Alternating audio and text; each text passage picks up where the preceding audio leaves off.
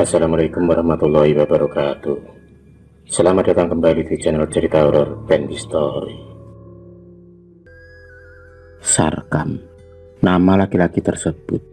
Dia terlihat lagi banyak masalah dalam kepalanya. Wajahnya tampak lesu dan sedih, tubuh lusuh, dan pakaian yang tampak kotor. Suara-suara binatang malam pun mulai menyeruakan suaranya, meski hari itu masih sore. Setapak demi setapak, dan tak terasa, Sarkam pun masuk ke dalam lebatnya hutan dan membuat suasana semakin ngeri. Semak-semak belukar dan pohon-pohon tinggi besar menjulang. Di sana cahaya mulai gelap, tampak cahaya mulai redup karena rindangnya pepohonan yang seakan menutupi hutan tersebut. Sarkam pun terus berjalan lunglai. Dia pun berjalan lebih dalam lagi masuk ke dalam hutan tersebut. Seakan tak ada rasa takut sama sekali baginya.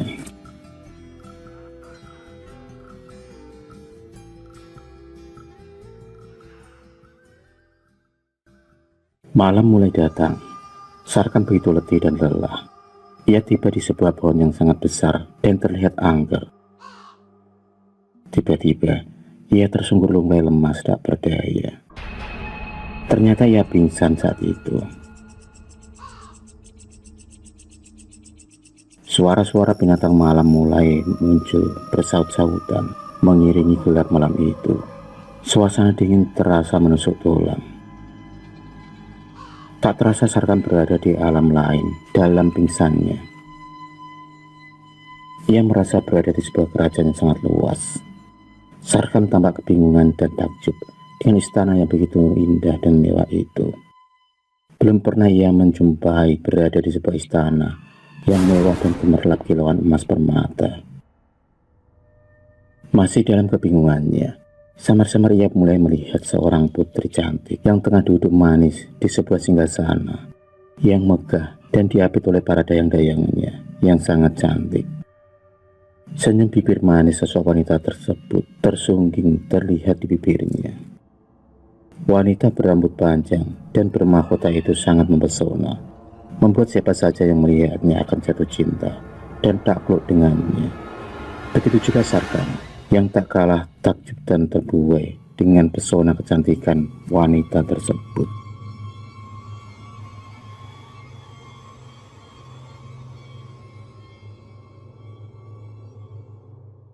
Sarkam kemudian dihampiri oleh dua dayang dan diajak berjalan menuju ke sebuah tempat.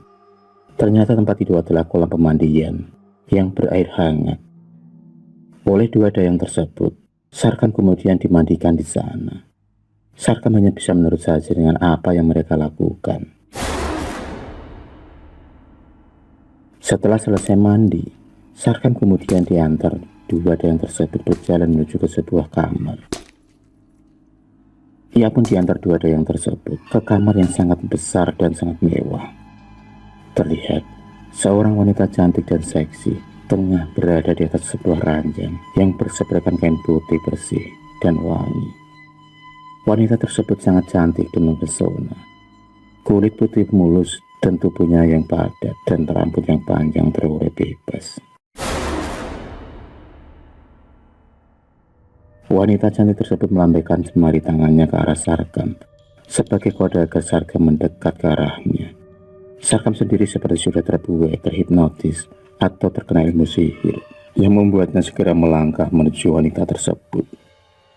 Ia pun segera berjalan menghampiri ranjang tersebut. Sarkam pun sudah terbuai akan kecantikan sosok wanita tersebut.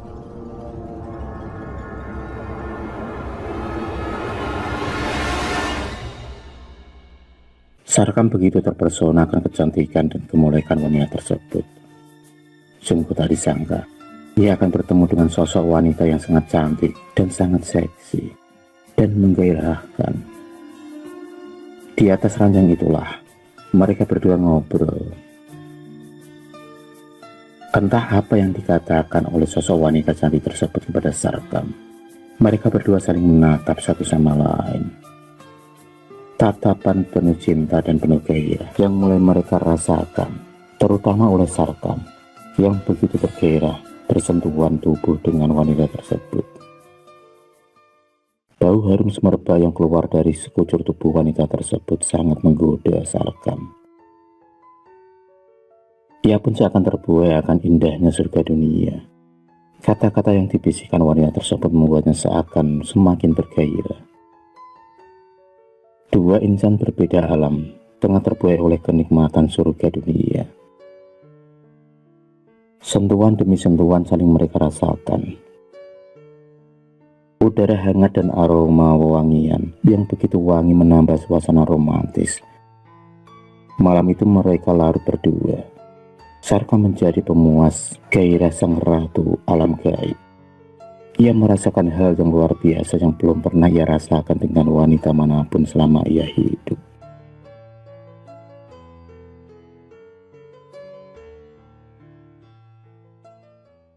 Di alam dunia sendiri, Ningsih istri Sarkam mencari-cari keberadaan suaminya.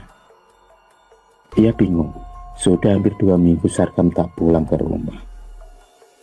Sudah dicari ke sana kemari, namun masih tak kunjung ketemu juga. Tak ada satu orang pun yang melihat kepergian Sarkam. Ia hanya bisa menangis. Hanya itu yang bisa dilakukan oleh Ningsih, menunggu suaminya pulang. Memang beberapa hari sebelum Sarkam pergi, pernah mereka berdua terlibat pertengkaran antara Ningsih dan Sarkam. Yang saat itu Sarkam pulang malam dengan kondisi mabuk berat oleh arak. Pertengkaran tak terhindarkan lagi, dan Sarkam pun sampai naik darah memukuli Ningsih, yang tak lain adalah istrinya sendiri. Sarkam sendiri sering melantarkan Ningsih dan Ambar, anak perempuan satu-satunya. Beberapa hari sejak pertengkaran mereka itulah, tiba-tiba Sarkam pergi entah kemana, seperti ditelan bumi, dan tak pernah pulang ke rumah. Entah dia pergi kemana, Ningsih tak tahu. Dan memang saat itu Sarkam tengah pergi tanpa tujuan. Dia hanya berjalan mengikuti kaki melangkah, hingga ia pun memasuki hutan Gondomayit yang terkenal sangat angker dan wingit di daerah itu.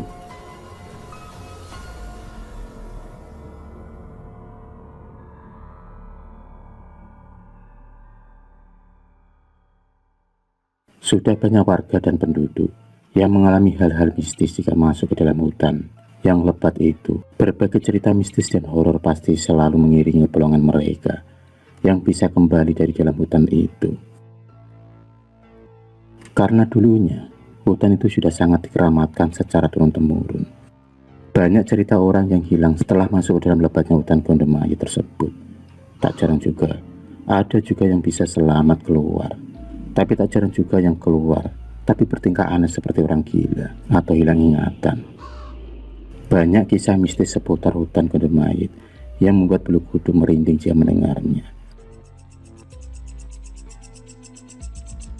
Ada juga cerita yang turun-temurun beredar, kalau di dalam hutan tersebut juga ada tempat untuk mencari pesugihan. Pesugihan kekayaan dengan menumbalkan sesuatu, entah nyawa atau sebagainya. Dipercaya di dalam hutan itu tinggal bangsa jin yang berumur ratusan tahun. Ada yang baik dan ada juga yang jahat, yang mereka bisa atau sering menyesatkan orang-orang yang masuk ke dalam hutan tersebut. Hutan yang sangat angker dan gelap.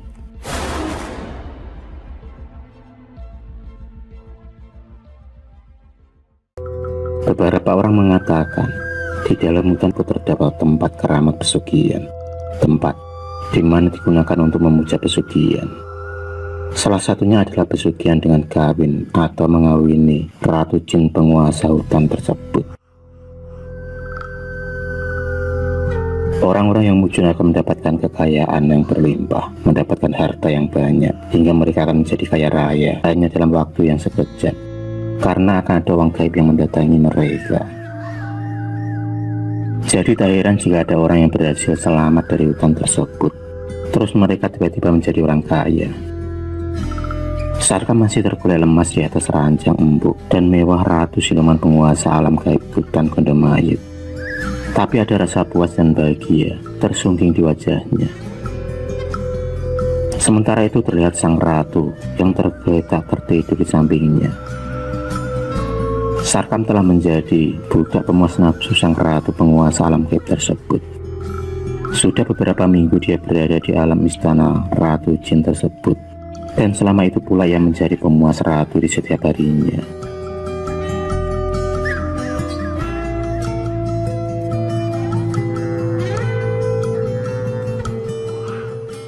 Suatu ketika sang ratu mengatakan kepada Sarkam kalau dia akan memberikan uang dan emas yang banyak dan berlimpah sebagai imbalan dari Sarkam yang telah memuaskan dan menuruti kehendaknya selama ini. Karena dengan mengawini janda-janda tersebut, sang ratu akan datang merasuk pada janda-janda tersebut yang telah dikawini oleh Sarkam. Dia akan bersatu saat mereka berhubungan. Para janda-janda tersebut hanya dijadikan wadah sang ratu untuk memuaskan hasratnya bersama Sarkam. Itu merupakan syarat untuk melanggengkan pesugihan dan kekayaan yang akan diberikan oleh sang ratu. Sarkam yang mendengar janji dari sang ratu, dia pun sangat senang dan gembira. Dalam benaknya dia akan menjadi orang kaya dan tidak menderita lagi. Ia pun menyetujui dan menyanggupi segala syarat yang diberikan oleh sang ratu. Sarkam pun kembali di alam dunia. Dia tampak berjalan menyusuri jalan hutan menuju ke rumahnya. Dia membawa sebuah tas yang berisikan uang dan emas dari pemberian sang ratu. Ia tampak sangat gembira dan senang.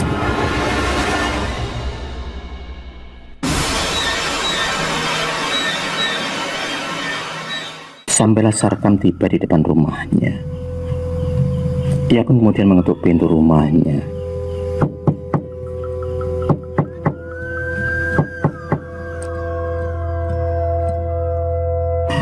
Rasa bahagia tampak di wajah Ningsih.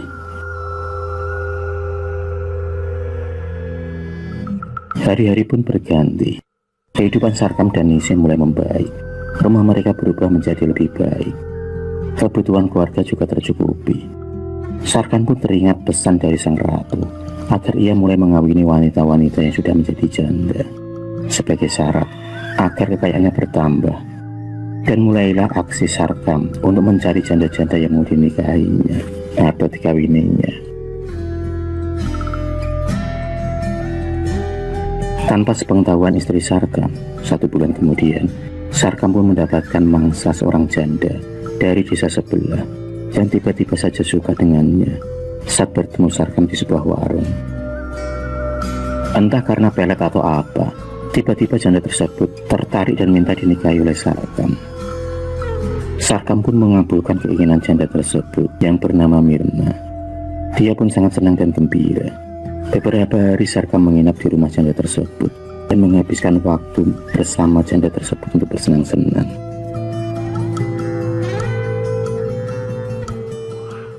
Janji sang Ratu Jin penguasa hutan Gondomaya itu pun benar terjadi.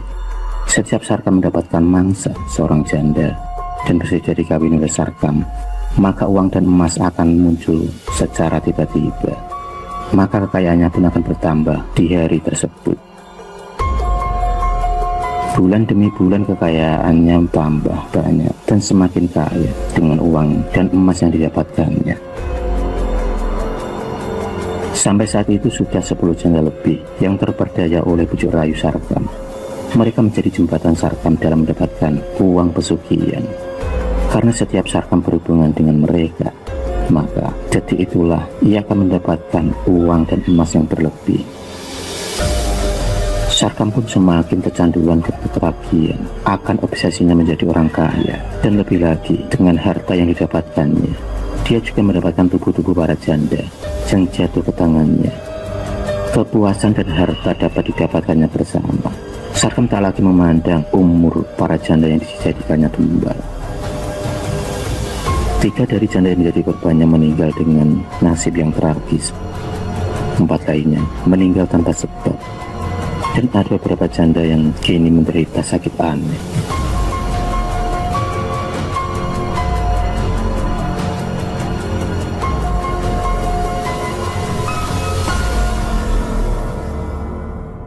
Ningsih istri Sarkam tidak tahu apa yang diperbuat oleh suaminya. Yang ia tahu suaminya sering pergi keluar kota untuk berbisnis. Dan selama itu juga ia tercukupi, tidak seperti dulu. Pernah juga Ningsih bertanya-tanya dalam hati, Apa usaha sebenarnya dari suaminya yang selalu uangnya bertambah ketika ia pulang? Tahun demi tahun berganti, dan Sarkam pun berhasil memperdaya 30 janda lebih selama itu, tanpa ada masalah. Korban Sarkam ada di mana-mana dan berbagai daerah yang ia singgahi.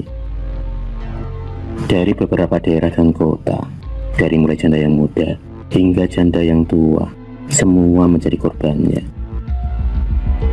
Sarkam semakin ketagihan dengan aksi yang dilancarkannya.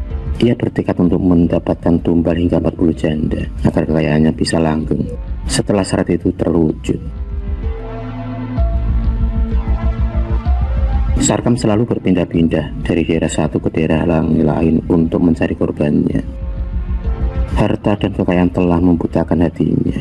Apapun akan dilakukannya demi kekayaan yang ia dapatkan, termasuk menumbalkan janda-janda yang harus dikawininya hingga 40 orang. Kurang satu lagi korban yang harus ditumbalkannya, hingga genap 40 orang.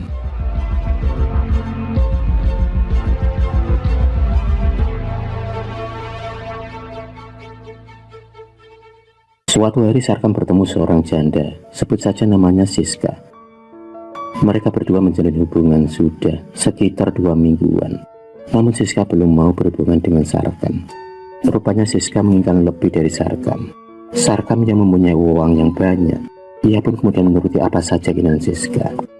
Tanpa disadari oleh Sarkam, ternyata Siska hanya mengincar harta Sarkam saja. Sudah banyak yang didapatkan oleh Siska dari Sarkam, dari mulai emas, uang, dan juga rumah baru yang diberikan oleh Sarkam untuk menaklukkan hati Siska agar mau dikawin olehnya.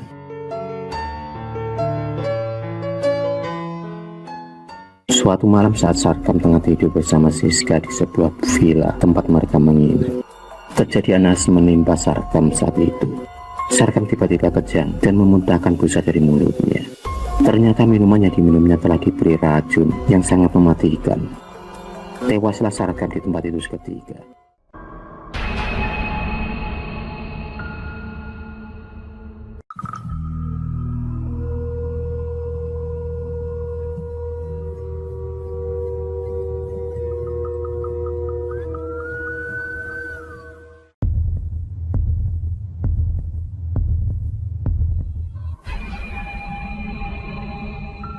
Terima kasih sudah menonton video cerita bergambar ini.